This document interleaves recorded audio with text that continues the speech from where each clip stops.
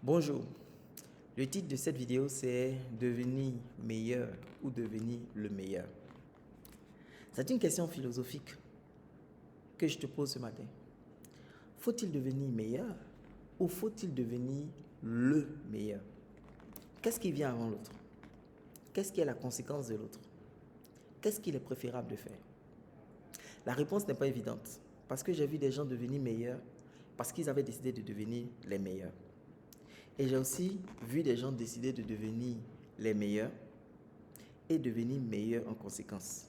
Même s'ils ne sont pas encore les meilleurs, leur niveau fait quand même peur. Certains veulent être juste meilleurs. D'autres ne veulent être que les meilleurs. Qui a raison? Qui a tort? Je n'ai pas la réponse, mais je veux juste partager ma conception de la chose. En décidant de devenir meilleur, tu finiras par devenir le meilleur. L'idée d'être le meilleur suppose qu'il y a une comparaison avec autrui, qu'il y a un juge, qu'il y a une unité de mesure. Ces éléments motivent pendant un certain temps à s'améliorer.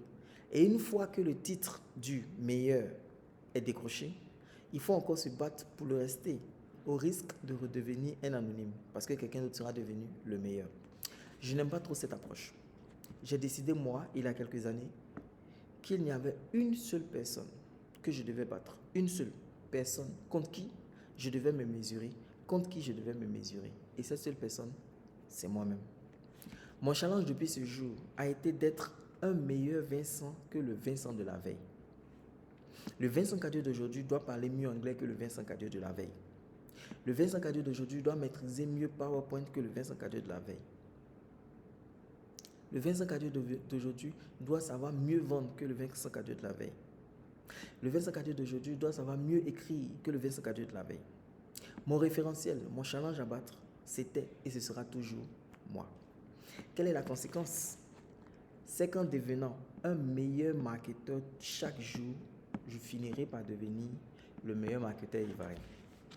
Mais jamais je ne tomberai dans le piège de me comparer à autrui. Pourquoi? Chacun est ce qu'il est, parce qu'il a reçu un matériel différent. C'est une erreur de croire que nous sommes pareils, c'est faux. On n'a pas les mêmes empreintes digitales, on n'a pas le même ADN, on n'a pas les mêmes groupes sanguins, on n'a pas la même tolérance aux médicaments, on n'a rien qui soit identique, à part une tête, deux yeux, deux oreilles. Pourquoi donc se comparer aux autres? Ça ne sert à rien, sauf lorsqu'il s'agit par exemple de se fixer de nouveaux niveaux de progression. Ok? Je ne me compare à personne parce que je suis déjà trop occupé à me comparer à ma version d'hier. En faisant ainsi, cher ami, tu te réveilleras un matin et tu constateras en te retournant que tu es très loin devant tous tes poursuivants. Si ton but était d'être le meilleur, si tu constates que tu es avant les autres, tu vas t'arrêter parce que ton but c'était d'être le meilleur. Mais si ton but c'est simplement de t'améliorer plus que ce que tu étais hier, tu continueras toujours à t'améliorer, peu importe l'avance qui te sépare de tes poursuivants. Oui, j'ai envie d'être le meilleur et le rester. Mais ce n'est pas en me comparant à quelqu'un d'autre que je vais devenir le meilleur. C'est simplement en améliorant qui je suis chaque jour par rapport à hier. Oui, tu peux être le meilleur en t'améliorant constamment toi-même. Et si je devais dire en anglais, ce serait simplement be better and you will end up being the best. Très bonne journée.